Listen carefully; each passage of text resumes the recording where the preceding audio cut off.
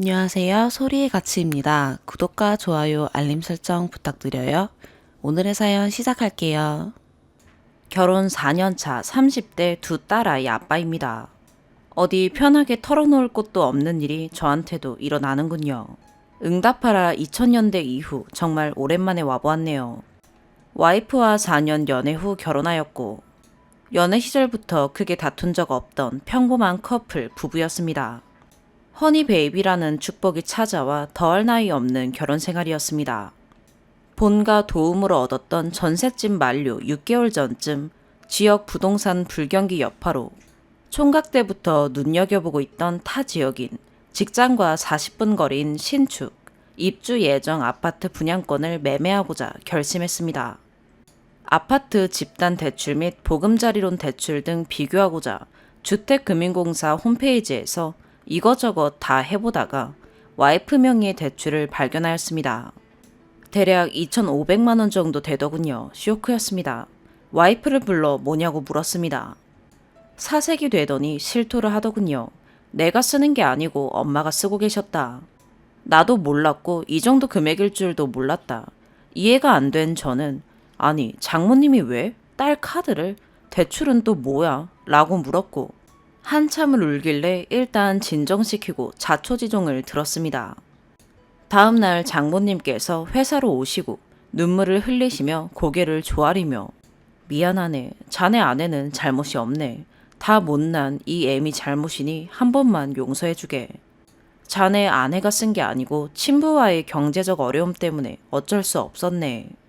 다 내가 생활비로 쓴 것이고 남은 빚은 이 애미가 다 갚겠네. 하셨고 저 또한 자식 아닙니까? 괜찮습니다. 어머니 힘내세요. 저도 제 능력 내로 돕겠습니다. 하고 그날 일은 좋게 마무리 지었습니다. 남 일이 아닌 제 와이프, 제 가족 일이니까요. 그렇게 몇 달 후 저희는 이사를 했고 이사 후 복덩이 둘째 소식도 듣고 마치 태풍 전야처럼 정말 평화롭게 무탈하게 지내고 있었습니다.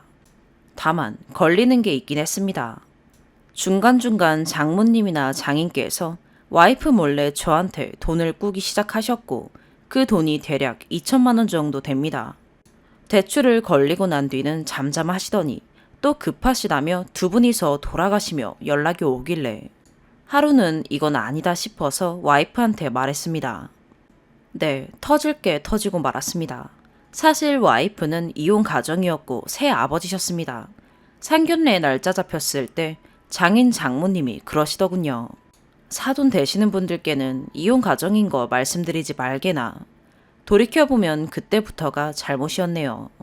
선입견을 버리고 와이프 자체만 보면 정말 흠잡을 데는 하나도 없는 사람이고 처가덕 하나도 볼 생각도 없었던 터라 온전히 저와 와이프만 보고 진행한 결혼이었죠.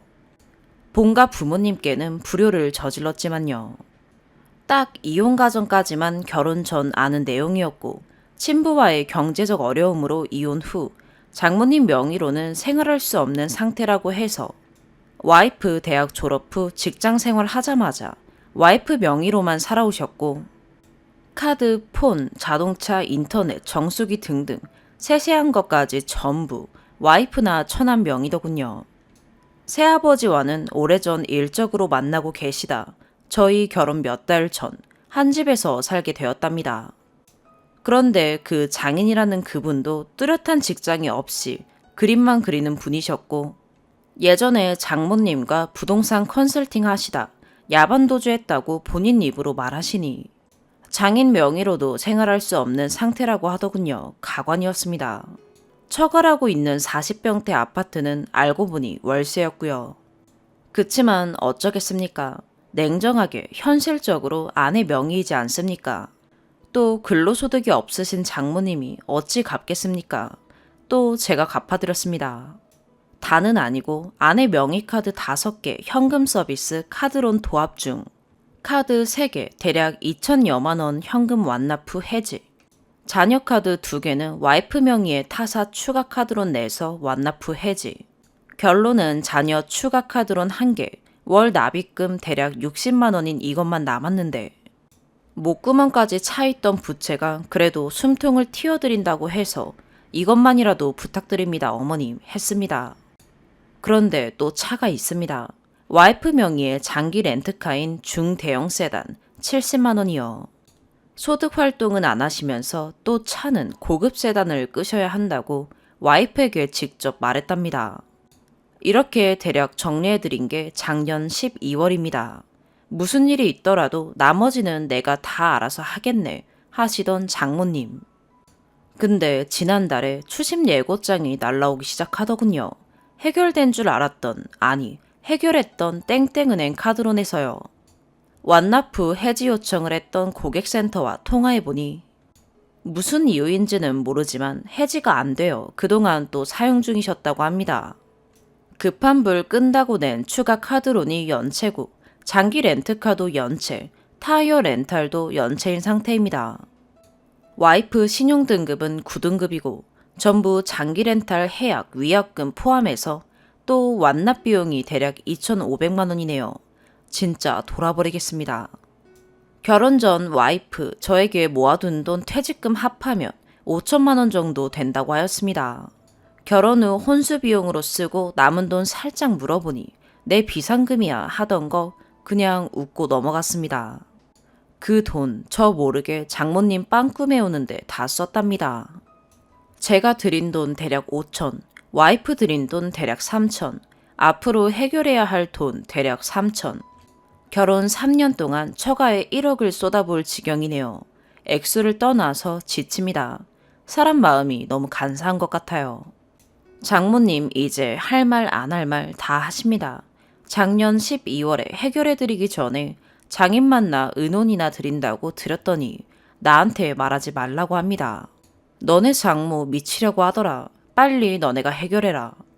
제가 장남, 장손이다 보니 할아버지, 아버지께 듣고 보던 게 있다 보니 제가 결혼 후 이 집 딸 아들은 아저씨 부르는데 전 장인이라고 꼬박꼬박 예우해드리며 아버지 했습니다.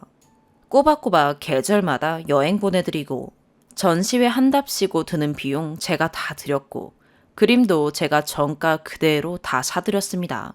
사위라고 면 사시라고요. 하지만 이제는 제 가치관이 흔들리고 있습니다. 내 할 바 아니다 하던 장인이 더 이상 사람 아니다 싶어 와이프, 애들 데리고 인사 없이 그냥 나왔으며 최근에 장모님 만나 할 말 안 할 말 다 했습니다. 참고로 저는 어른 앞에 두고 이런 짓을 처음 해봅니다. 속상합니다. 제가 자라온 환경과 너무 달라 적응이 안 되고 이런 상황 자체만으로 너무 이제 스트레스입니다. 변호사 상담도 2번 했습니다. 무조건 이긴답니다. 근데 딸아이들 두고 이혼은 못하죠. 제 딸들도 엄마처럼 편부모 가정만은 만들고 싶지 않습니다. 이제 겨우 첫째 28개월, 둘째 120일입니다. 더군다나 와이프는 이 문제 빼면 저와의 결혼 생활 아무 문제가 없습니다. 큰일이다 라면 큰일이고 별일 아니다 라면 별일 아니다 라고 생각하기에 따라 달렸죠. 그리고 지금 자녀 금액이 수억, 수십억은 아니니 다행이지 않습니까? 와이프 생각만 하면 정리하자 싶다가도 장모님 생각하면 또 싫어지네요. 거짓말과 위기 면피용 발언들인 살기 싫다 등의 말이 너무 싫습니다. 그동안 저 속여왔던 거 너무 괘씸합니다. 저도 자식 낳아 살아보니 어찌 자식한테 살기 싫다는 말을 하시는지. 제 인생 좌우명이 긍정적으로 좋게 생각하고 상상하자 그럼 이루어진다 였습니다. 대기업 7년 다니다 운 좋게 결혼 전 해오던 업무 그대로 살려 개인 사업하고 있습니다. 운이었겠지만 직장 생활보다 훨씬 여유로워요. 그리고 제가 긍정적으로 생각하니 술술 생각대로 계획대로 진행되어 오고 있었는데 말이죠. 제 삶에, 제 가정에, 제 자식들에게 위험 요소가 들어오니 숨이 막히네요. 꼭 조언 좀 부탁드리겠습니다. 와이프 개인 파산, 회생도 알아보았지만 배우자 재산 대비 부채 비율이 낮아 법원 가봐야 알겠지만 변호사 2분 동일 의견은 힘들다고 하네요. 추가, 많은 댓글들 달린 거 보고 깜짝 놀랐네요. 하나하나 다 읽어보았습니다. 제 걱정해주시는 말들이라 생각하고 감사하게 생각합니다. 감사드립니다. 사실 어디 제대로 속 시원히 말할 데가 없었거든요. 결혼하고 가정 꾸리고 자식 놓고 살다 보니 베프에게도 털어놓지 못하는 가정사였어요. 대부분 제 걱정에 이혼이 답이다 라는 말씀들 또한 이해하고 당연한 말씀들이라 생각합니다만 제가 글재주가 없어서 아내에 대한 설명들이 부족하여 많은 분들이 오해를 하시는 것 같아 아내에 대해서 내용들을 덧붙이고자 합니다. 첫 번째, 경제적이든 환경이든 힘든 상황 속에서도 인서울 성적이었으나 지방 국립대에 입학, 졸업 후 외국계 기업 취업해서 10여 년 일하면서 거의 가장 노릇을 했습니다. 그런 환경에서 가장 노릇으로 버티다 보니 생활력이 강합니다. 두 번째, 결혼 후 자기 옷 한 벌 안 사 입고 처녀 때 입던 옷 아직도 입고 있으며 임신 때만 임복 등 필요한 경우만 사고 불필요한 거다 싶으면 일절 구매를 안 합니다. 직장 생활 때보다 벌이가 나아진 덕분도 있지만 2년 전세 후 자가집 구입했습니다. 물론 대출 끼고요. 세 번째, 첫째 돌 지나고 둘째를 임신했습니다. 어린이집 안 보내고 둘째를 출산했고요. 코로나 여파도 있지만 아직 혼자서 첫째, 둘째 육아 중입니다. 많은 육아 선배님들이 계시겠지만 둘을 같이 보기 녹록지 않지만 묵묵히 잘하고 있습니다. 손재주도 좋아 아기 옷도 직접 만들어 입히면서 육아 우울증을 달래고 있습니다. 네 번째, 4년 연애 때부터 둘 다 술을 못하는지라 말썽이나 트러블, 말다툼이 전혀 없었습니다. 솔직히 첫눈에 반했습니다. 왠지 첫 느낌에 이 사람이랑 결혼할 것 같다 라는 생각이 들었었습니다. 다섯 번째, 부모 정을 못 받고 살다 보니 지금은 시부모께 의지하며 지냅니다. 특히 부정이요. 저희 본가는 아버지 8남매인 대식구입니다. 처가는 식구가 전혀 없습니다. 잘난 본가는 아니지만 평범하게 화목하게 다들 잘 지내는 모습이 너무 좋고 반대로 처가는 그러지 못하니 좋으면서도 한편으론 씁쓸해할 정도입니다. 특히 일이 터지고 나서 본인 때문에 신랑 힘들게 한다고 자책 중입니다. 저 모르게 경력직으로 입사 지원하다가 들켰고요. 더 이상 오빠 돈으로 해결하지 말고 자기가 벌어서 해결한다고 합니다. 그러나 제가 반대했습니다. 딸 아이들 육아 때문에요. 여섯 번째, 처남이 저보다 7살 어립니다. 처남 또한 처남 명의로 거의 3천 정도 카드론, 현금 서비스, 학자금 대출이 있습니다. 처남도 대학 졸업 후 직장 생활 중 중소기업임에도 그 상황 속에서도 나름 2천을 모았습니다. 대견하죠. 남매가 생활력 하나는 환경적 요인으로 단단해진 듯합니다. 결혼할 처자가 있어 작년에 사돈댁에서 결혼 얘기가 나왔지만 집이 이러하니 추진을 못하고 있습니다. 예비 처남댁은 이런 사정을 알지만 결혼을 하려고 합니다. 처남댁도 요즘 여자 같지 않습니다. 꼭 잡아라 일렀습니다. 예비 처남댁도 화목하고 평범합니다. 그리고 댓글에 사업하시는 분이 보는 눈이 없다고 하셨는데 사실 원글이 길어질까 와이프 내용들을 빼먹다 보니 단면만 보시게 한 것 같구나 싶어 추가하였습니다. 그리고 장모님이 쓰는 휴대폰이 아내 명이고 결제 계좌는 정부 장모님 계좌입니다. 아내가 아내 명의 카드를 해지하는 것도 카드 번호, 결제 계좌를 모르고 등록된 휴대폰 번호도 다르니 해지가 안 되더군요. 그래서 장모님께 그런 정보들을 받은 뒤에 해지할 수 있었습니다. 두 번째 사연입니다. 저는 툭 하면 삐져서 말을 안 하는 남편과 4년째 살고 있는 여자입니다. 매일 눈팅만 하다가 오늘은 저와 같은 상황의 노인분들에게 도움이 되고자 글을 쓰게 되었습니다. 처음에는 이 남자가 삐지면 화가 나면 말을 안 하는 상황이 매우 당황스럽습니다. 연애 때는 이런 일이 없었고 처음 싸웠을 때 저의 말을 무시하고 안 듣길래 그때 뭐 하는 싸가지인가 싶어서 헤어지려고 했습니다. 그랬더니 붙잡길래 상태가 이렇게 심각할 줄 모르고 결혼을 하게 되었습니다. 이렇게 한 달, 두 달 말 안 하는 남자인 줄 알았으면 미쳤다고 결혼했겠어요. 그리고 그 전에 사귄 남자들 중에서 이런 경우가 한 번도 없었기 때문에 더욱더 당황스럽더라고요. 이렇게 말을 안 하는 사람을 회피형이라고 한다고 하더군요. 일단 연애 때는 어느 정도 연출이 가능하기에 그 사람의 본 모습을 알 수 없었습니다. 뭐 연출이 나쁜 건 아닙니다. 좋아하는 사람에게 좋은 모습만 보여주고 싶은 마음이 크니까요. 그런데 결혼을 하면 한마디로 잡은 물고기가 되는 겁니다. 쉽게 도망가지 못할 거라고 생각하고 혹은 편해져서 본 모습이 나오게 되는데요. 처음 싸웠을 때 이 사람이 말을 안 하는 거예요. 아주 미치고 팔딱 뛰는 줄 알았죠.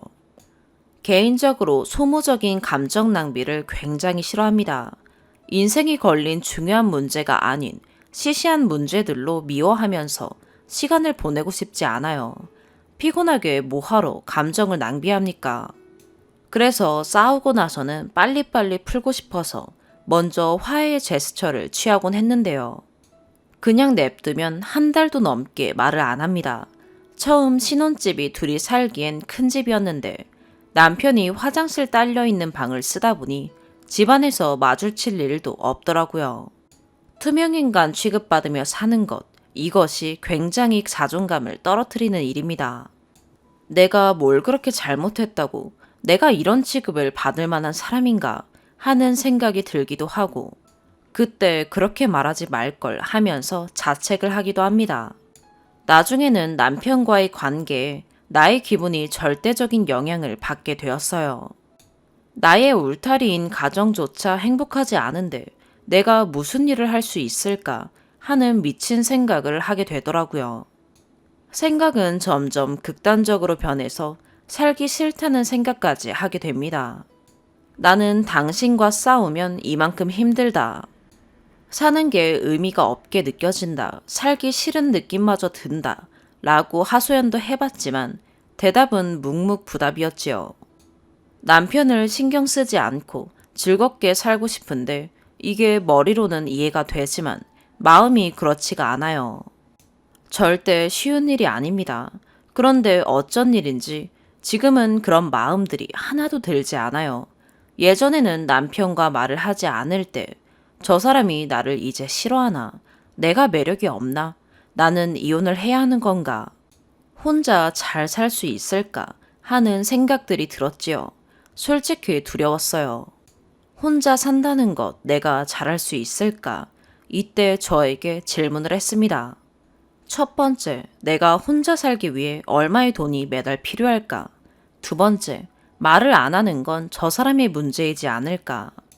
세 번째, 마음이 제일 중요하다. 나의 마음이 편하게 살자. 네 번째, 저 사람이 변하지 않는다면 내가 변해야 하지 않을까?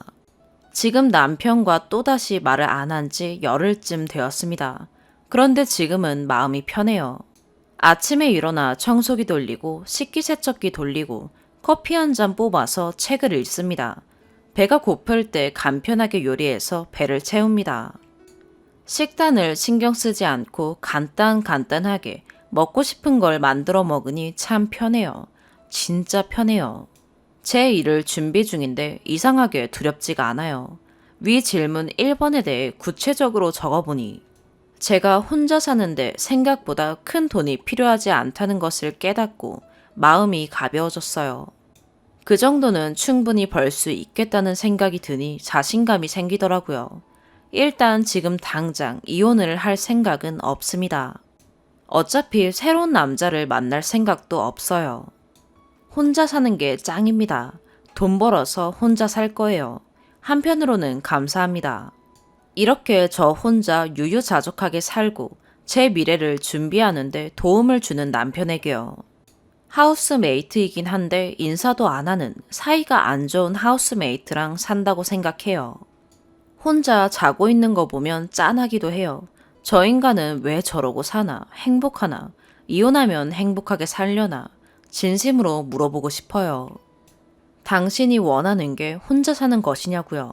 언제든지 이혼을 해도 괜찮다고 생각하니 조바심이 없어져서 마음이 편한가 봐요. 말 안 하는 남편으로 검색해서 글들을 읽어보세요. 글들을 쭉 읽으며 느낀 게 시간이 지난다고 해서 저절로 변하지 않는다는 거였어요. 결혼 10년 차인 사람도 신혼인 사람도 말 안 하는 남편으로 인해 고통받고 있는 것을 알 수 있습니다. 그렇다면 결단을 내려야죠. 그냥 이렇게 살든가 아님 이혼하든가. 다만 감정적으로 결정을 내리지 마세요. 충분한 시간을 가지고 내 마음이 조금 안정된 상태에서 결정을 내리시길 바래요. 저는 일단 계속 냅두려고요. 언제까지 말을 안 하실지 궁금해요. 최장 3개월까지 제 일하면서 기다려볼 생각입니다. 남편이 말을 안 해서 자존감이 떨어지시는 분들 잘 들으세요. 말을 안 하는 건 그 사람의 문제지 절대 여러분의 잘못이 아닙니다. 예를 들어 회사에서 누가 마음에 안 들게 했다고 대놓고 투명인간 취급합니까? 마음에 안 들 수야 있지만 사람이 지켜야 할 선이라는 게 있죠.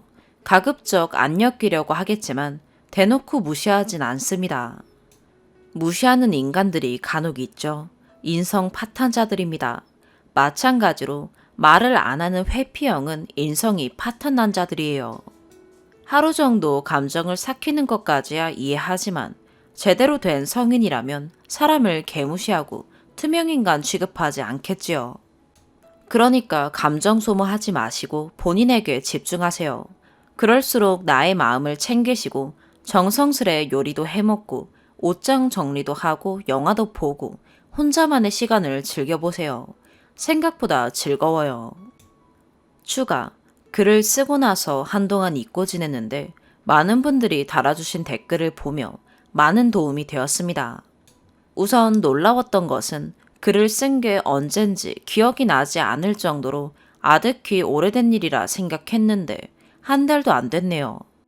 이전에는 언성이 높아져서 서먹서먹한 상태가 되면 제가 먼저 다가가서 풀고는 했는데 그럴 기운도 그럴 마음의 여유도 없어서 여전히 말을 하지 않는 상태예요. 사이다 후기를 남기고 싶지만 사이다는 없습니다. 댓글 중에 어떤 분이 경제력이 없으니 이혼 못하는 거 아니냐고 합리화하지 말라고 하셨는데 맞아요. 이혼하는 데 있어서 경제력 굉장히 중요하고 당장 준비가 안 되어 있는 것은 맞습니다. 어차피 그렇게 말한다고 상처받지는 않지만 그러기엔 마음이 무뎌진 듯 하지만 그렇게 날선 채로 말하면 행복하신가요? 다행히 바로 쓸 수 있는 자격증이 있고 살지 말라는 법은 없는지 주변 지인들이 도와주고 계세요. 직접적인 도움을 주시는 분, 멘탈을 붙잡아 주시는 분, 제 결정을 지지해 주시는 분 등등 참 감사한 분들이 많습니다. 솔직히 뭐만 하면 안 된다, 그건 아니다 라고 깎아내리고 기운 빠지게 하는 말보다 그럼 아직 젊은데 할 수 있어. 분명 잘할 거야. 너는 잘할 사람이야. 라고 북돋아주는 말을 듣다 보니 남편과 대화를 하고 싶은 마음이 생기지 않는 것 같기도 해요. 바이오 리듬 마냥 싸우고 화해하기를 반복하기를 4년인데 이 정도 했으면 됐다 싶습니다. 댓글 달아주신 분들 좋은 말씀, 비아냥거리는 말씀 모두 감사합니다.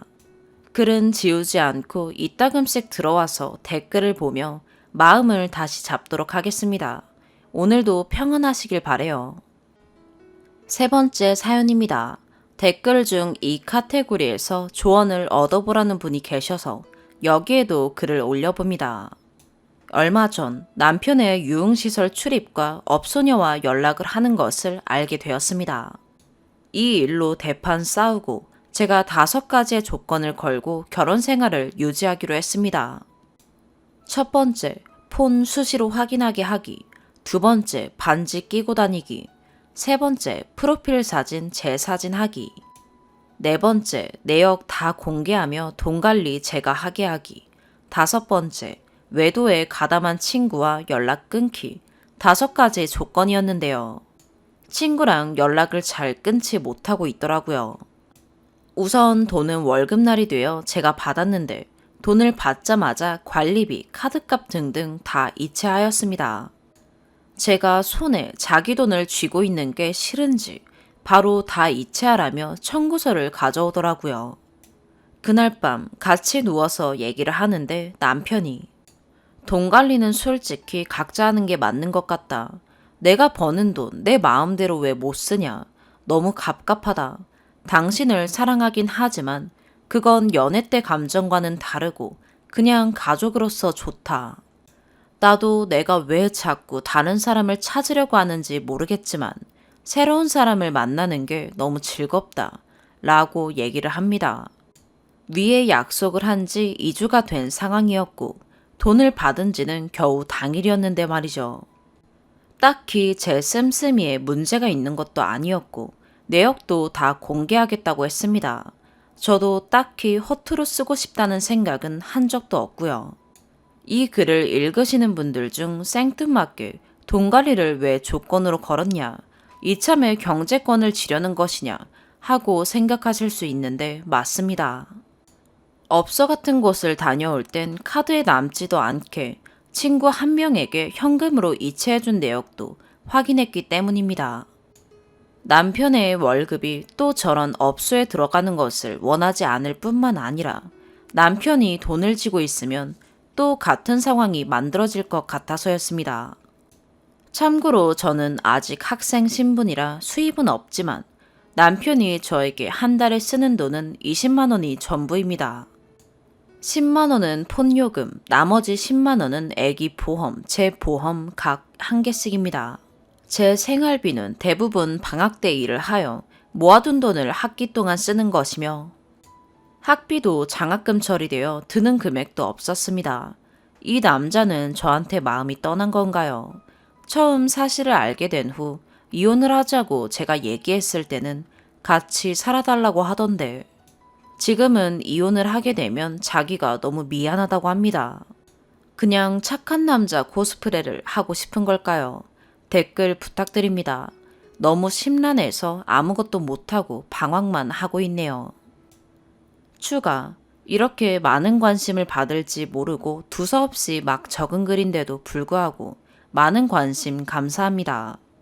우선 남편이 돈 문제에 대해 불만을 가진 것이 가장 큰 문제라기보다 제가 남편을 믿지 못한다는 점이 가장 걸렸습니다. 덧붙이자면 다른 여자들과 통화한 내용이 녹음되어 있어 외도 사실을 알게 되었는데 제가 밥을 하루에 한 끼를 먹어도 그냥 그렇구나 하는 사람이 바에서 일하는 여자와 통화할 땐 채은이는 귀엽잖아. 채은이 예뻐서 언니들이 안 괴롭히나. 밥을 하루에 한 끼만 먹고 살 수 있나. 이비인후과에 이력서 넣었어. 코 성형도 같이 해준다고. 아, 나도 코 성형하러 가야 하나. 등과 같이 사소한 일에도 반응하며 통화하던 남편의 말투와 목소리가 잊혀지질 않습니다. 저와 연락할 땐 그렇구나. 그래요. 회사 너무 힘들다. 퇴사하고 싶다. 와 같이 항상 힘든 표현만 내비치고 제가 무엇을 했는지 기분은 어땠는지 궁금해하지도 않던 사람이 다른 사람에게는 그런 모습을 보였다는 것에 너무 화가 났습니다. 연애 때 내가 좋아했던 모습을 이제 저는 더는 볼 수 없고 아무리 노력해도 자꾸 멀어지는 것 같은 느낌이 들어 불안하기도 합니다. 외도 사실을 걸리고 난 후 남편 퇴근길에 저와 전화를 끊었는데 뭔가 느낌이 쎄해 다시 전화를 해보니까 통화 중이더군요. 후에 누구랑 통화했냐니까 친구, 외도 동조한 친구와 전화를 했다고 합니다. 그래서 남편이 도착한 후 핸드폰을 열어 확인을 해보았는데 그 시간대에 통화한 기록이 사라져 있었습니다. 남편에게 내가 땡땡이 오빠랑 전화한 거 아는데 왜 통화 기록에는 없어? 라고 물으니 습관적으로 지웠다고 합니다. 여기서 저는 두 가지 생각을 할 수 있었습니다. 아, 정말 땡땡이 오빠와 전화했구나. 또는 다른 여자랑 전화하고 땡땡이 오빠랑 전화했다고 거짓말하는 거 아니야?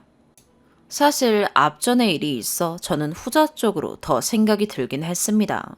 남편도 2주 동안 많이 힘들었을 겁니다. 그 사실을 알게 된 후 2주 동안 저도 남편에게 많은 집착과 성의를 요구했거든요. 현재 저는 일주일 조금 넘게 집을 들어왔다 나갔다 하고 있는 중입니다. 다행히 근처에 친구 집이 빈 곳이 있어서 친구에게 부탁을 하여 이곳에서 지내고 있는데요. 어제는 집에 들어가서 남편과 대화를 해보려고 했습니다. 그런데 새벽 1시가 넘어서야 들어오더라고요. 남편이 그럽니다.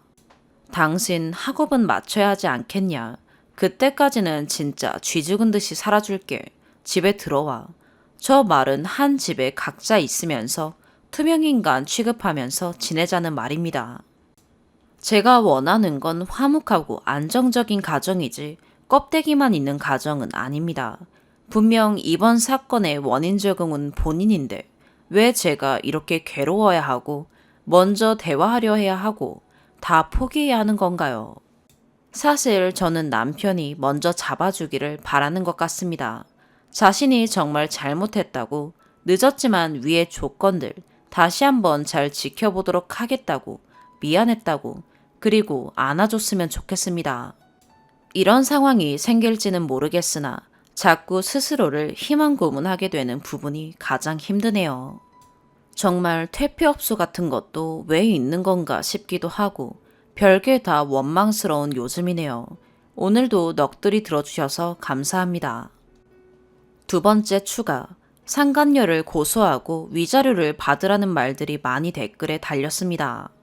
사실 저는 그 여자에 대해 아는 것이라고는 전화번호 하나밖에 없습니다. 처음 그 번호로 전화했을 때는 전화기가 꺼진 이후였고 그 후로도 쭉 전화기가 꺼져 있거나 전화를 받을 수 없는 상황이라고만 합니다. 대충 알아보니 바에서 일하는 이름은 가명을 써서 남편이 알고 있는 여자 이름이 진짜인지 가짜인지 폰번호도 세컨드 폰인지 뭔지 알 방법이 없습니다. 한마디로 그 여자의 정확한 신원은 저희 남편도 제대로 알고 있는지 모르겠습니다. 사건 이후 꾸준히 전화해보고 있긴 한데 어제 전화해보았을 때는 수신이 정지된 번호라고 뜹니다. 카톡도 남겨놓았는데 단 한 통도 읽지 않고 있습니다. 그 여자 입장에서는 그냥 고객 관리용으로 남편을 어장친 건가 싶기도 하고 남편은 잘 모르겠다고만 합니다. 남편 말로는 자신이 유부남인 걸 알고도 그 여자가 남편이 마음에 들어 번호를 달라고 했답니다. 처음 합의 이혼을 제시했을 때 남편은 자기 능력 없는 거 알지 않느냐. 애를 네가 키우지 않을 거라면 애한테 드는 돈이 많을 거다. 재산 분할은 못 해주겠다. 매달 양육비를 50만 원씩 보내라. 라고 하더군요. 여기에서 어이가 없어서 소송을 할까 생각이 들어 변호사 상담도 받아보았습니다. 설사 이혼 소송을 한다고 해도 기간이 8개월 이상 걸린다는 상담 결과도 받았고 그 비용이며 시간적 여유, 마음의 여유도 없었습니다. 대화를 해보라는 댓글들도 많았습니다. 현재 남편과 대화 중인데 자기를 압박해오면 오히려 피하고 싶어진다고 합니다.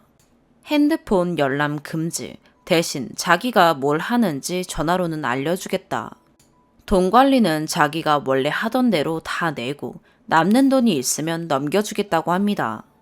누가 보면 제가 돈이 필요해서 돈 뜯어내려고 돈 관리하고 싶어 하는 줄 알겠어요. 대화를 할수록 다시 원점으로 돌아가는 느낌이 들긴 하지만 생각이 조금 더 필요할 것 같습니다. 그냥 친구 사이도 아니고 한 가정이니까요. 제가 20살 어린 나이에 결혼하다 보니 사람을 아직 정리하는 법을 모르기도 합니다. 아이는 현재 시댁에서 봐주고 계십니다. 이틀 뒤 7살 아들 생일인데 마음이 착잡하네요. 수시로 댓글 확인하고 글 추가하겠습니다. 네 번째 사연입니다. 일 자체의 스트레스는 별로 없습니다. 다른 직원들과도 부딪힐 일이 없어요. 다만 팀장과 관계가 너무 힘듭니다. 팀장이랑 일처리 성향이 맞지 않는 건지 제가 이상한 건지 모르겠지만 매번 일처리와 보고시마다 스트레스를 받네요. 이번에 대규모 행사가 있었어요. 행사 준비를 하는데 준비물이랑 점검사항을 체크해보라고 지시하셨어요. 여기서 참고로 제 직무는 홍보 담당입니다. 사내 홍보를 위해 공보를 만들고 내부 홈페이지 및 SNS 관리를 하고 있어요. 행사 업무의 경우 모두가 함께 참여해서 준비하는 편이에요. 각설하고 호텔 체크리스트, 내부 점검사항, 업체별 체크리스트를 만들어서 파일을 공유해드리고 출력물을 보고드렸어요. 보고 당시에는 본인도 행사 명단 작성에 여념이 없으신지 보고사항을 대충 훑고 넘기더라고요.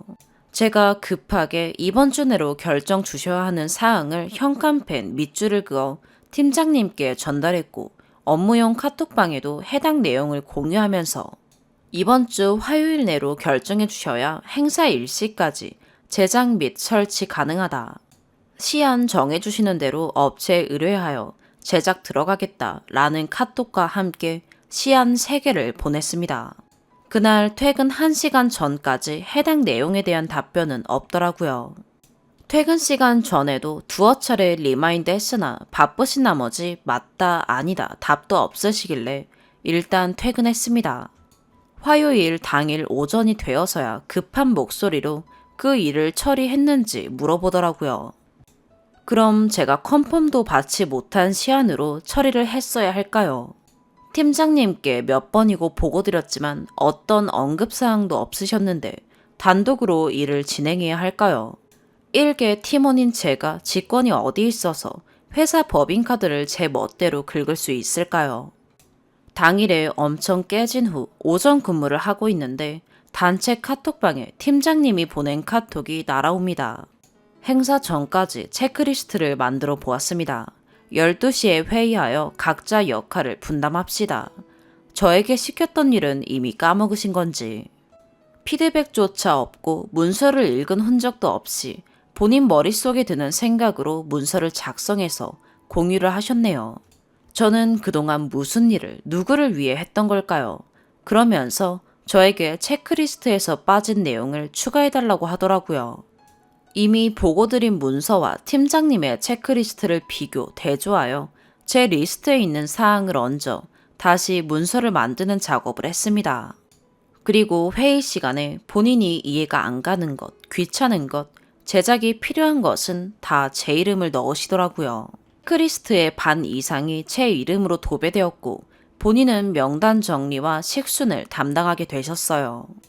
역할 분담 후 호텔에 식순을 미리 보내서 와인 서버와 홀 매니저에게 공유하고 행사 시 필요사항을 점검해야 한다고 보고드리고 식순 공유를 적어도 이번 주 목요일까지로 부탁드렸습니다. 회장님께 보고하고 수정이 필요하다며 식순을 짜지도 않고 계세요. 이전 행사에서 사용한 식순을 참고하라고 드렸더니 그걸 수정도 안 하고 회장님께 먼저 보여드리겠다고 고의 가지고 계시네요. 물론 목요일 당일까지 식수는 저에게 공유되지 않았습니다. 러프하게 일정을 체크하고 당일 문제가 될 사항들을 보고했습니다만 본인이 공사다망하시어 또 까먹으신 눈치네요. 항상 이런 식이에요. 보고를 2번, 3번 드린 사항도 까먹고 다시 물어보세요. 본인이 필요한 시점에서요. 몇 주 전에 보고한 사항도 오늘 궁금해지면 새롭게 물어보십니다. 그러면서도 항상 모든 보고사항은 정리해서 문서로 달래요. 문서는 매번 만듭니다. 일자까지 정리해서 언제까지 무슨 일이 검토되어야 한다. 언제까지 무슨 일을 결정해 주셔야 한다. 알림장처럼 정리사항 만들어서 맨 앞장으로 보고드리고 그 뒷장부터 세부적인 보고사항 정리해서 또 드려요. 그걸 읽지도 않으시고 기억장치에 저장하지 않으시는 것뿐이죠. 카톡방에 공유한 내용도 다시 한번 물어봐서 카톡방을 올려 다시 캡처해드리는 걸 되풀이합니다. 이렇게 무의미한 일들이 늘어날 때마다 나는 과연 무슨 일을 하고 있는 것인가? 오늘 하루 일과 중에서 건설적인 일을 과연 얼마나 했는가? 그 일에 진척이 있는가? 생각이 꼬리를 물고 드네요. 한 달 내내 진척이 없이 쌓여만 가는 업무들이 스스로 답답하기도 하고 회사 업무에 피로를 느끼게끔 만듭니다. 제가 일 처리를 잘못하고 있는 건가요? 제가 사고방식이 너무 꽉 막혀 있는 걸까요? 회사 생활 벌써 5년 차지만 이런 유형의 상사를 모셔본 적이 없어 답답하네요. 팀장님은 취임 후 이제 6개월 되셨습니다. 처음에는 아직 적응기라 업무 숙지가 필요해서라고 생각하며 참았지만 매일이 괴롭습니다. 여러분의 조언이 필요합니다. 추가, 많은 분들이 공감해 주셔서 위안이 많이 되었습니다. 저만 이런 상사를 모시고 있는 줄 알았는데 또라이 질량 보증의 법칙이 있긴 한가 봐요. 오늘만 벌써 6번째 대의원 명단을 물으시길래 댓글 조언대로 입사 초 행사 시마다 필요할 때마다 공유해드렸던 동일한 명단을 공유해드리면서 팀장님께 벌써 몇 번째 저에게 같은 업무를 지시하시는지 말씀드렸습니다. 별 관심이 없으신 듯 그래요 하고 마시길래 이런 반복되는 업무에 스트레스를 받고 있는 점도 말씀드렸습니다만 오히려 대수롭지 않게 알겠습니다 하고 본인 컴퓨터를 들여다보시길래 이 완전체 팀장놈과의 대화를 끊었습니다. 네, 저는 이직을 하려고요. 오늘 다른 곳 이력서도 2~3곳 정도 썼고요. 코로나19 때문에 어려운 시기라고도 하고 이전에도 한번 이직을 시도했다가 시험이 지금까지도 진행되지 않고 미뤄지는 탓에 다시 이 회사에 적응해볼까 생각을 하며 처음 이 글을 썼는데요. 이직이 답인 것 같습니다. 이것보다 열악한 조건이어도 이 팀장보다는 낫겠죠. 정신건강을 위해서 다른 조건의 불이익은 감수하려고요. 조언해주신 모든 분들 저보다는 스트레스 덜 받으며 회사 생활 하시길 바라겠습니다. 오늘의 사연 여기까지입니다. 구독과 좋아요, 알림 설정 부탁드려요. 시청해주셔서 감사합니다.